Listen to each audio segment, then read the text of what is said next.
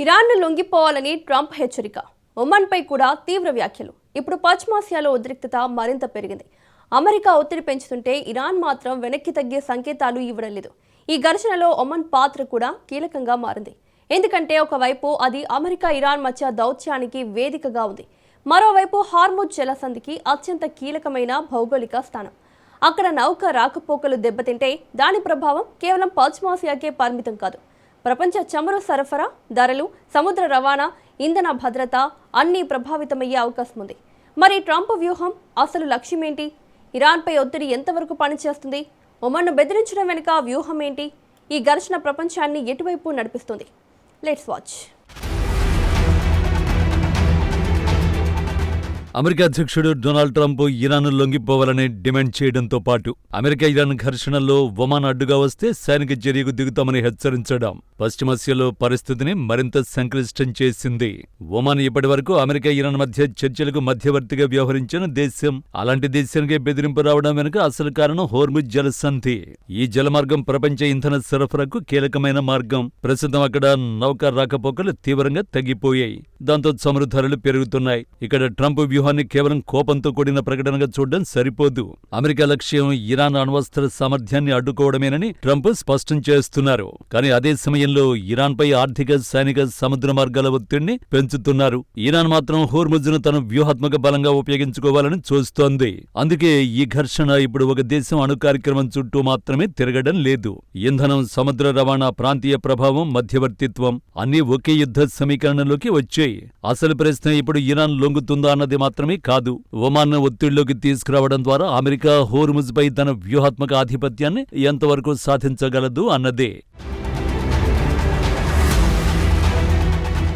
Trump Iran లొంగిపోవాలని కోరుతున్నప్పటికీ యుద్ధం పొడిగించబడుతున్న కొద్దీ అమెరికాకు కూడా వ్యూహాత్మక ఖర్చు పెరుగుతోంది. జూన్లో కుదిరిన తాత్కాలిక ఒప్పందం 60 రోజుల చర్చల మార్గాన్ని తెరిచింది. కానీ ఆ గడువు ముగిసే సమయానికి శాశ్వత పరిష్కారం కనిపించలేదు. అమెరికా తాత్కాలిక ఒప్పందాన్ని కొనసాగించేందుకు ఆసక్తి చూపడం లేదని ట్రంప్ స్పష్టం చేశారు.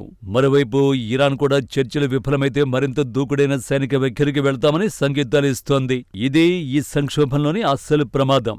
ఒకవైపు అమెరికా తన లక్ష్యాన్ని సాధించేందుకు ఒత్తిడిని పెంచుతోంది. మరోవైపు ఇరాన్ నేరుగా అమెరికాతో సమానమైన సైనిక శక్తిని కలిగి లేకపోయినా తన భౌగోళిక స్థానాన్ని ఆయుధంగా మార్చుకుంటోంది. హోర్ముజ్ జలసంధి ద్వారా ఇంధన రవాణాపై ఒత్తిడి పెంచడం, ప్రాంతీయ మిత్రులతో సమన్వయం చేయడం, సముద్ర రవాణాను ప్రభావితం చేయడం ద్వారా యుద్ధానికి ఆర్థిక పరిమాణాన్ని జోడిస్తోంది.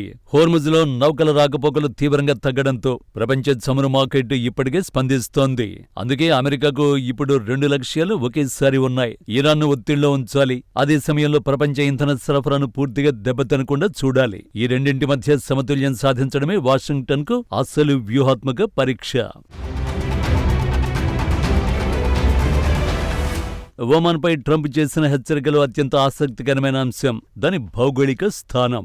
ఒమాన్ హోర్ముజ్ జలసంధికి ఆనుకుని ఉంది. అదే సమయంలో ఇరాన్తో సంభాషణ కొనసాగించగల అరుదైన దేశాల్లో అది ఒకటి. అమెరికా ఇరాన్ మధ్య ప్రత్యక్ష చర్చలు నిలిచిపోయినప్పుడు కూడా ఒమాన్ వెనుక ద్వారా దౌత్యానికి వేదికగా నిలిచింది. ఇప్పుడు అదే మధ్యవర్తిత్వం అమెరికా దృష్టిలో అడ్డంకిగా కనిపిస్తోందన్న సంకేతాలు వస్తున్నాయి. ఇక్కడ ఒక వ్యూహాత్మక విరోధాభాసం కనిపిస్తోంది.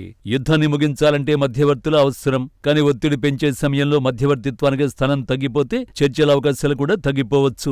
ఒమాన్ పై సైనిక బెదిరింపు ఆ దేశాన్ని మాత్రమే కాదు, మొత్తం గల్ఫ్ ప్రాంతాల్లోని అమెరికా సంబంధాలపై కూడా ప్రభావం చూపే అవకాశం ఉంది. ఇంకా పెద్ద ప్రశ్న హోర్ముజ్ భవిష్యత్తు. ఈ మార్గంలో రవాణా నిరంతరం దెబ్బతింటే చమురు ధరలు పెరుగుతాయి, బీమా ఖర్చులు పెరుగుతాయి, ప్రత్యామ్నాయ మార్గాలపై ఒత్తిడి పెరుగుతుంది. ఆసియా దేశాల ఇంధన భద్రత కూడా ప్రభావితమవుతుంది. ఇప్పటికే చమురు ధరలు ఉద్రిక్తతల కారణంగా పెరిగాయి. అందువల్ల ఒమాన్ ఈ కథలో చిన్న పాత్ర కాదు. అది ఒకేసారి దౌత్య వేదిక, హోర్ముజ్ పొరుగు దేశం, గల్ఫ్ భద్రతలో కీలక భాగస్వామి. దానిపై ఒత్తిడి పెరగడం అంటే ఇరాన్పై ఒత్తిడి మాత్రమే కాదు, మొత్తం ప్రాంతీయ సమీకరణాన్ని కదిలించే ప్రయత్నంగా కూడా చూడొచ్చు.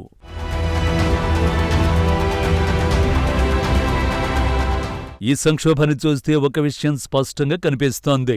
అమెరికా తన సైనికాధిపత్యంతో ఇరాన్ను ఒత్తిడిలోకి తీసుకురావాలని చూస్తోంది.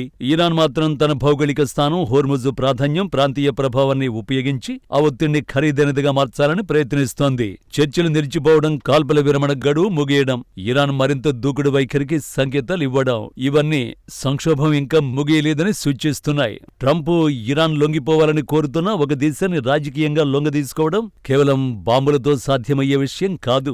సైనిక దాడి ఒక సామర్థ్యాన్ని ధ్వంసం చేయగలదు, కానీ ఆ దేశ వ్యూహాత్మక సంకల్పాన్ని పూర్తిగా మార్చగలదా అన్నది వేరే ప్రశ్న.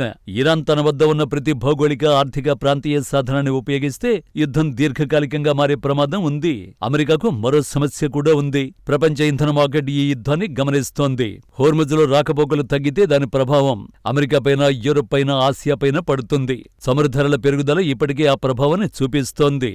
అందుకే చివరి విజయం ఎవరి వద్ద ఎక్కువ ఆయుధాలు ఉన్నాయనే దానితో నిర్ణయించబడదు.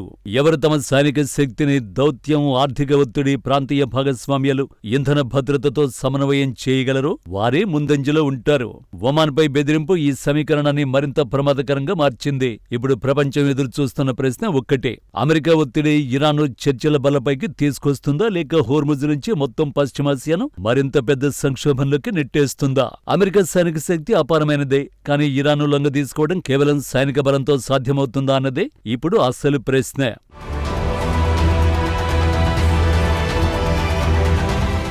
ఇరాన్ తన భౌగోళిక స్థానం, హోర్ముజ్ జలసంధి, ప్రాంతీయ ప్రభావాన్ని ఉపయోగిస్తే ఈ ఘర్షణకు ఆర్థిక, ఇంధన, దౌత్య పరిమాణాలు మరింత పెరుగుతాయి. ఒమాన్పై ఒత్తిడి పెరగడం మధ్యవర్తిత్వ అవకాశాలను కూడా సంక్లిష్టం చేస్తుంది. ఒకవైపు అమెరికా తన ఒత్తిడిని కొనసాగిస్తోంది, మరోవైపు ఇరాన్ తన వ్యూహాత్మక సాధనాలను ఉపయోగిస్తోంది. చివరికి ఈ పోరులో గెలుపు ఎవరి వద్ద ఎక్కువ ఆయుధాలు ఉన్నాయనే దానితో మాత్రమే నిర్ణయించబడదు. సైనిక శక్తిని, దౌత్యం, ఆర్థిక ఒత్తిడి, ప్రాంతీయ భాగస్వామ్యాలు, ఇంధన భద్రతతో ఎవరు సమన్వయం చేస్తారో వారి వ్యూహమే నిర్ణాయకమవుతుంది. ఇప్పుడు ప్రపంచం ఎదురుచూస్తున్న ప్రశ్న ఒక్కటే: అమెరికా ఒత్తిడి ఇరాన్ను చర్చల బల్లపైకి తీసుకొస్తుందా, లేక హోర్ముజ్ నుంచి మొత్తం పశ్చిమాసియాను మరింత పెద్ద సంక్షోభంలోకి నెట్టేస్తుందా?